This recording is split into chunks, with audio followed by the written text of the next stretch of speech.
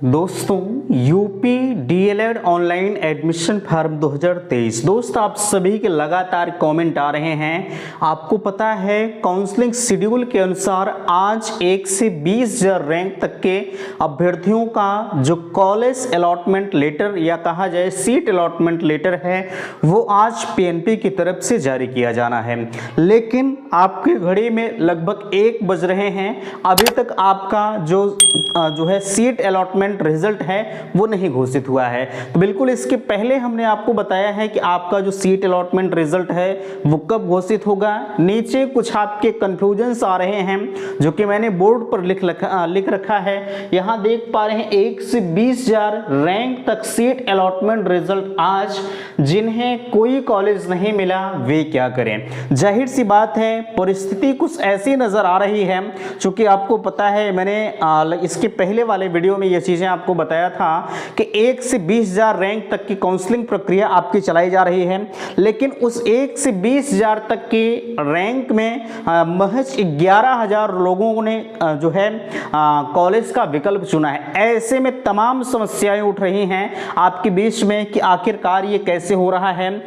जिनकी रैंक ज्यादा है उनके लिए कहीं ना कहीं ये मौका मिलने जा रहा है। यहां देख पा रहे हैं 20,000 अभ्यर्थियों में से सिर्फ 11,000 ने भरा विकल्प और 20,000 से 80,000 तक चॉइस फिलिंग आज से, ठीक है। 20,000 से 80,000 तक के अभ्यर्थियों की जो चॉइस फिलिंग है वो आज शाम से शुरू हो रही है और यहाँ 2,40,000 के ऊपर रैंक वाले ध्यान दें, खुशखबरी और direct admission second phase counselling. तो फाइनली हम इन सभी मुद्दों पर चर्चा करेंगे। दोस्तों मैं हूं संजय, आप सभी का स्वागत करता हूं, अभिनंदन करता हूं आज के अपने इस वीडियो पर। मैं निवेदन करूंगा कि चैनल पर पहली बार विजिट कर रहे हैं तो प्लीज चैनल को सब्सक्राइब जरूर करेंगे। यहां देख पा रहे हैं आपके बीच में कुछ अपडेट्स हैं। सबसे पहले मैं आपको बताना चाहूंगा 2,33,350 सीटों पर प्रवेश आपका वर्तमान समय में चल रहा है, ठीक है। और यहां मैंने संपर्क माध्यम आपके बीच में दिया है 9452331053। अगर आपको किसी भी प्रकार की समस्या होती है तो बिल्कुल आप इन जो है व्हाट्सएप नंबर है, आप व्हाट्सएप के माध्यम से संपर्क कर सकते हैं। आपके लिए मैंने व्हाट्सएप ग्रुप बनाया है जिसकी लिंक डिस्क्रिप्शन बॉक्स में दे रखी है।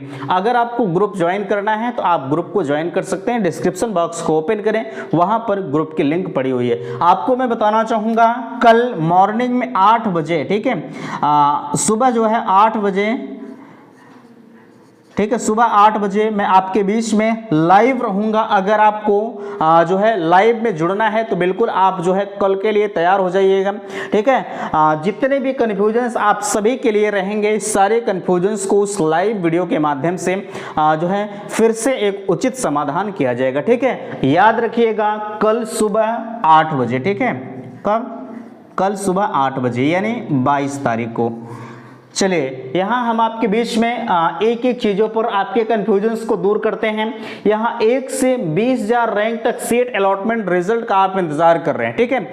आप जब रिजल्ट चेक कर रहे हैं तो रिजल्ट चेक करने के बाद एक समस्याएं उत्पन्न हो रही है, ठीक है। कौन सी समस्या उत्पन्न हो रही है उसे हम आपके बीच में स्क्रीनशॉट के माध्यम से दिखाना चाहेंगे। आपके लगातार कॉमेंट आ रहे हैं, अभ्यर्थी परेशान है, हैरान है कि भैया ये क्या नजर आ रहा है, ठीक है। यहाँ लिखा जा रहा है जो enter your could not be allotted any seat based on the choice submitted by you और you have not filled any choice, ठीक है। यहां पर आपको कहा जा रहा है, स्क्रीनशॉट में आपने देख लिया, हालांकि स्क्रीनशॉट नहीं हो देखेंगे तब भी चल जाएगा। यहां आपसे कहा जा रहा है उस जो है कटिंग के अनुसार कि आपने कोई चॉइस ही लॉक नहीं किया है। विचार करें आपने भैया चॉइस को लॉक किया है, आपके पास फोटो प्रिंट आउट रखा गया है, परेशान आपको नहीं होना है। मैंने कहा आपसे लगभग ये मानकर चला जा रहा है कि 5-6 बजे के आसपास में जो है सीट अलॉटमेंट आएगा, तो उसके बाद ये जो enter your could not B ये दिखा रहा है ना, ये सब कुछ आपका हट जाएगा। लोग परेशान हैं, वो लगातार मैसेज कर रहे हैं, लगभग 50 कॉल्स मेरे पास सुबह से आ चुके हैं, भैया आखिरकार ये क्यों दिखा रहा है, मैंने तो कॉलेज भी लॉक किया है, आखिर ये दिखाने के पीछे क्या कारण है। मैंने आपको बता दिया, अरे जब रिजल्ट नहीं आया है तो क्या दिखाएगा, ठीक है। आप परेशान मत होइए, आप रिजल्ट तक वेट करिएगा। मैंने आपसे कहा कि 6 बजे तक जो हर हाल में आपका रिजल्ट आ रहे। यार विचार करें, आपने रात 12 बजे तक जो है कॉलेज को लॉक किया, तो अब इतनी जल्दी तो वो रिजल्ट आपका दे नहीं देंगे। कुछ समय तो उन्हें चाहिए कि आपको कौन सा कॉलेज चाहिए, मेरिट लिस्ट निर्धारण करने में तमाम तरह की चीज़ें होती हैं जो उनको भी जो है ख्याल रखना पड़ता है। ठीक है, ऐसा नहीं है कि जेका मन कहे तेका जो ने कॉलेज चाहे वही दे दें, ऐसा नहीं होता। ठीक है, आप अगर देखा जाए इस 20,000 में 11,000 लोगों ने जो है कॉलेज को लॉक किया है। इसमें मैं मान कर चलता हूं, जहां तक एक आंकड़ा माना जा सकता है कि आधे अभ्यर्थियों ने डाइट को लॉक किया होगा और आधे अभ्यर्थियों ने प्राइवेट का सिलेक्शन किया होगा। ठीक है, तो ऐसे में डाइट की कम से कम आधी सीटें आपके बीच में खाली रह सकती हैं, क्योंकि डाइट की जो सीटें हैं वो 10,200 हैं और 10,200 जो है 11,000 अभ्यर्थी टोटल लॉक किए हैं। तो ऐसा तो है नहीं कि 11,000 सब लोग डाइटें लॉक कर दिए। ठीक है, इसमें से जिनकी रैंक बड़ी अच्छी खासी होगी ना, वो भी प्राइवेट का ही सिलेक्शन किया होगा। ठीक है, मैंने आपको बताया है, आपको प्राइवेट और जो है डाइट में अंतर भी दिखा दिया था। आपका अगर प्रयागराज में आप चले जाइए, लखनऊ डाइट ले लीजिए, तो सब कुछ खर्चा बर्चा जो भी आप मिलाइए तो यहाँ से वहाँ ज़्यादा पड़ जाएगा। ठीक है, तो बहरहाल इन चीज़ों पर हम फोकस नहीं करेंगे, जो महत्वपूर्ण है उसे हम आपके बीच में बताने का प्रयास कर रहे हैं। ठीक है, अगर आप रिजल्ट का वेट कर रहे हैं तो रिजल्ट का वेट आप शाम तक करिए, आप परेशान मत होइए, मैसेज मत करिए। मेरे मैसेज करने से आपका समस्या जो है वो सॉल्व नहीं हो जाएगा। ठीक है, हम आपके लिए जो है जितनी भी चीज़ें हो रही, जैसे ये चीज़ें आपके बीच में आ रही थी, आपको नहीं समझ में आ रहा था, मैंने उसे क्लियर कर दिया। हम आपकी समस्याओं का निराकरण कर सकते हैं, लेकिन अगर जो है आप और भी समस्याएं हैं तो भैया मैं क्षमा चाहूँगा। मैंने आपको बता दिया, रिजल्ट आप शाम तक वेट कर लीजिए, हर हाल में शाम तक आ जाएगा और बाकी जो भी चीज़ें आपके स्क्रीन पर दिखा रहा है वो सब कुछ आपका खत्म हो जाएगा। जिन्हें कोई कॉलेज नहीं मिला वो क्या करें? अरे जिन्हें कोई कॉलेज नहीं मिला है वो परेशान ना हो। ठीक है, उनको जो है अगले राउंड में शिफ्ट कर दिया जाएगा। उनको 5,000 रुपया आप कह रहे थे कि अगर हम अगले राउंड में जाते हैं तो क्या हमें फिर से 5,000 रुपये का पेमेंट करना पड़ेगा? जी नहीं। ठीक है, अगर कोई कॉलेज नहीं मिलता है तो आपको 5,000 रुपये का पेमेंट नहीं करना पड़ता है। लेकिन अगर कोई कॉलेज आपको मिल गया है ना, अगर आप उस कॉलेज में एडमिशन नहीं ले रहे हैं, ठीक है, और आप फिर से चाह रहे हैं कि हम अगले चरण में चले जाएं या अगले राउंड में शिफ्ट कर जाएं, तो आपको दोबारा जो आपने पहले चॉइस फिलिंग से पहले 5,000 रुपये पेमेंट किया है वो फिर से आपको देना पड़ेगा। ठीक है, और जब फिर से देंगे तब जाके आप उस राउंड में जा पाएंगे। अब काहे को आप फिर जो है देंगे, इससे बेहतर है कि हम जो है पहले में से अपने आप को सतर्क हो जाए, हम जहाँ मिला है वहीं हम एडमिशन ले लें। ठीक है, तो कोई मतलब नहीं होता, इसलिए आप इस चीज़ को भी नोट करिएगा कि आप अगर कोई कॉलेज नहीं मिला है तो ऐसी कंडीशंस में आपको अगले राउंड में यहाँ 20,000 से 80,000 तक में आप चॉइस फिलिंग कर सकते हैं। ठीक है, अगर आप कोई कॉलेज मिल गया है तो हर हाल में आपको वहीं एडमिशन लेना पड़ेगा। फिर से आपको 5,000 रुपये जमा करना है कॉलेज कंफर्मेशन के लिए।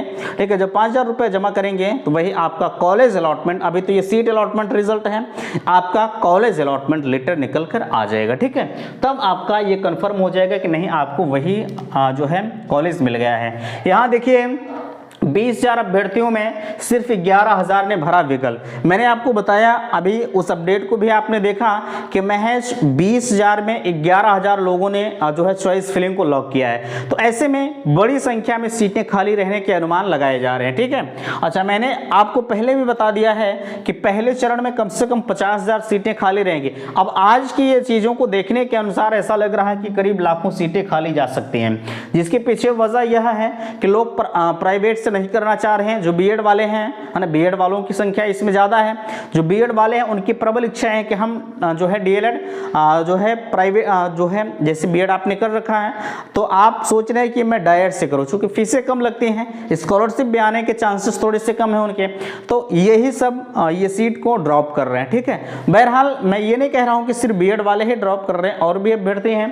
ठीक है, ये नहीं कहा जा सकता कि सिर्फ बीएड वाले हैं। चलिए, 20,000 से 80,000 तक चॉइस फिलिंग आज से जो है ये भी लगभग 6 बजे के बाद ही चालू होगी, चूंकि आपने शेड्यूल में देखा है सायं लिखा गया है। ठीक है, तो आप परेशान नहीं होंगे, आप 5-6 बजे के बाद आप शुरू करिएगा। अगर आपने 5,000 रुपये का पेमेंट अभी तक नहीं किया है, ठीक है, कुछ लोग होंगे जो नहीं किए होंगे, तो भैया आप कर दीजिए जाकर, कोई समस्या नहीं है।